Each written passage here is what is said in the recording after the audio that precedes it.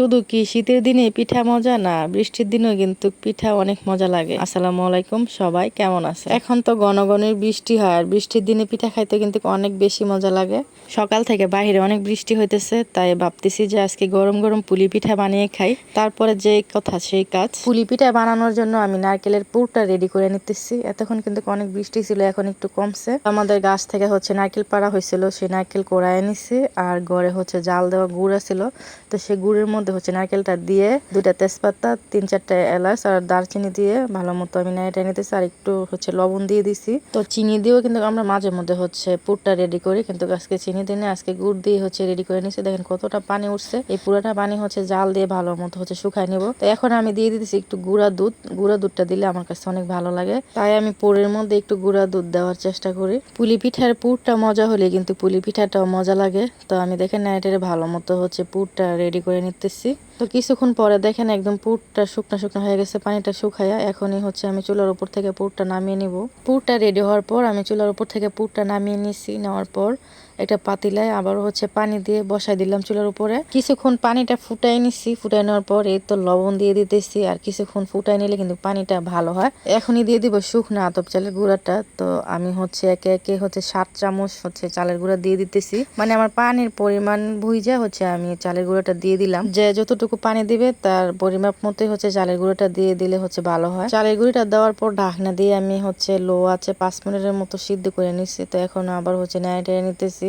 নেড়ে ভালো মতো মিশাইয়া চালের গুঁড়াটা পানিটার সাথে আবারও ঢাকনা দিয়ে ডাইকা 5 মিনিটের জন্য রাইখা দিব। ঢাকনা দিয়ে ডাইকা রাইখা দিলে যে ভাপটা আছে, ভাপটার কারণে চালের গুঁড়াটা আরো ভালো মতো সিদ্ধ হবে। তো দেখেন কিছুক্ষণ পর আমি একটা বলের মধ্যে ঢাইলা নিছি। ঢাইলা নেওয়ার পর আমি ভালো মতো মইতে নিতেছি। আর একটু গরম গরম অবস্থায় মতলে যে ডোটা এটা ভালো হয়। তো দেখেন কত সফট হয়েছে আর অনেক সুন্দর হয়েছে। তো আমি ভালো মতো মইতে নিতেছি দেখেন। আর এটা যত ভালো মতো মথা যায় ততই কিন্তু ডোটা নরম একদম সফট হয়।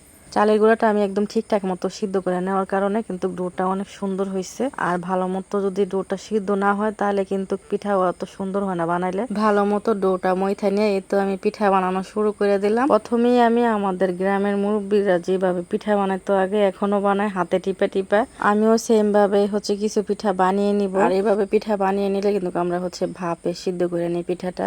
আর ভাপে সিদ্ধ করার পিঠাটা অনেক মজা লাগে। ভাপ দেওয়া পুলি পিঠাটা কিন্তু পরের দিন আবার তাওয়ার মধ্যে ছেঁকে খাইলে অনেক বেশি মজা লাগে। এখন বর্তমানে তো পিঠা বানানোর জন্য কত রকমের যন্ত্র বার হয়েছে। আগের মানুষরা কিন্তু বেলুন পিড়িও নিত না, শুধু হাতে টিপে টিপে এইভাবে পুলি পিঠা বানিয়ে নিত। এইভাবে হাতে টিপে টিপে পিঠাটা বানানোর কারণে কি অসুন্দর হয়েছে সবাই সত্যি করে বলবেন। আমার কাছে তো মনে হয় যে পিঠাটা অনেক সুন্দর হয়েছে, পারফেক্ট হয়েছে, কোনো ধরনের কোনো ঝামেলা হয় না। তা আমি কিন্তু কিছু পিঠা হাত দিয়ে এইভাবে বানিয়ে নিব, আর কিছু পিঠা রুটি বানিয়ে নিছি। রুটি বানিয়ে তারপর এইভাবে বানিয়ে নিব। এভাবে রুটি বানাইলেও কিন্তু পিঠাটা অনেক ভালো হয়, কারণ একসাথে আমি 3-4টা পিঠা বানিয়ে নিতে পারি। তো দেখেন আমি এটা কিভাবে বানাইতেছি একটা রুটির মধ্যে।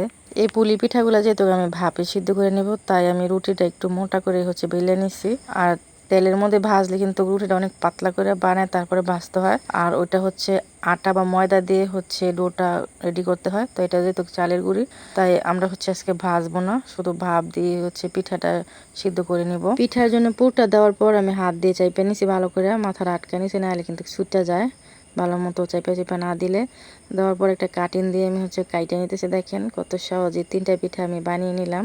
আমি সেই ছোটবেলা থেকে পুলি পিঠা অনেক পছন্দ করি, প্রায় সময় আমি বানিয়ে খাই। আর শীতের মৌসুমে তো কোনো কথাই নেই, তখন তো একটু বেশি বানিয়ে খাই। দেখো সবাই সবগুলা পিঠাই কিন্তু আমার বানানো শেষ। এখনই রান্নাঘরে চলে যাব মাটির চুলায় পিঠাগুলো ভাপ দেওয়ার জন্য। এই তো আমি রান্নাঘরে আইসা চুলায় আগুন ধরাই দিলাম। তো আমার মেয়ে বলতেছিল যে আম্মা আমাকে কয়েকটা পিঠা ভাইজা দাও। আমার মেয়েকে বললাম যে তোমাকে আরেকদিন আটা বা ময়দা দিয়ে ওইভাবে বানাইয়া তোমার ভাইজা দিব। এইভাবে চালের গুঁড়া দিয়া পিঠা বানালে তো ভাজলেও তো ভালো হয় না। তো ছোট মানুষ তো বুঝে না, বলতেছে না আমার ভাইজা দিতেই হইব। পরে আর কি কড়াইতে তেল দিয়ে তো ওরে পিঠা ভাজিয়ে দিতেছি। আর পিঠাগুলো বেশি ভাজিনি, একদম হালকাভাবে ভাজছি, কারণ বেশি ভাজলে কিন্তু আবার পিঠাগুলো একদম শক্ত হাড্ডির মতো হয়ে যাবে, তখন চাবাই খাইতে পারবো না। এই তো পিঠাগুলো ভাপ দেওয়ার জন্য আমি একটা পাতিলে পানি বসাই দিয়ে উপরে আর একটা পাতিলা বসাই দিছি। এটা জাঞ্জুরি বলি আমরা। পানিটা কিন্তু বলক আসার কারণে ভালো মতো ভাপটা উঠতেছে। তো এখনই আমি পিঠাগুলো দিয়ে দিতেছি জাঞ্জুরির মধ্যে। পিঠাগুলো কিন্তু একে একে আস্তে আস্তে জাঞ্জুরির মধ্যে দিয়ে দিতে হবে, যেন না ভাঙে। বৃষ্টির দিনে যেহেতু হঠাৎ করে পুলি পিঠা খাইতে মনে চাইলো, তাই অল্প করে বানিয়ে নিচ্ছি। আর শীতের সময় তো আমরা অনেকগুলো পুলি পিঠা বানাই, এর চাইতে বড় পাতিলা মানে ঝাঞ্ঝুরি, তো সেটার মধ্যে জায়গা হয় না, এতগুলা পিঠা বানাই, একদম ভরপুর থাকে ঝাঞ্ঝুরিটা। এই তো আমার পিঠাগুলা কিন্তু ভাপ দেওয়া হয়ে গেছে, পরে উঠাই নিয়ে আসলাম। এই পাশের গুলা ভাজা নেওয়া পুলি পিঠাগুলো, আর এই পাশের গুলা ভাপ দেওয়া পুলি পিঠা। আর ভাপ দেওয়া পুলি পিঠাটা আমার কাছে বেশি মজা লাগে। তো আজকে আপনাদের সবার সাথে আমার পুলি পিঠা বানানোটা শেয়ার করলাম। কেমন হয়েছে সবাই অবশ্যই কমেন্ট করে জানাবেন। তো আমি তো আজকে পুলি পিঠা বানাই একে একে খাইতেছি। যারা যারা খাইতে চান অবশ্যই আমাদের বাড়িতে বেড়াইতে আইসা পড়েন। আজকে সবার কাছ থেকে বিদায় নিয়ে নিলাম। সবাই ভালো থাকবেন। আল্লাহ হাফেজ।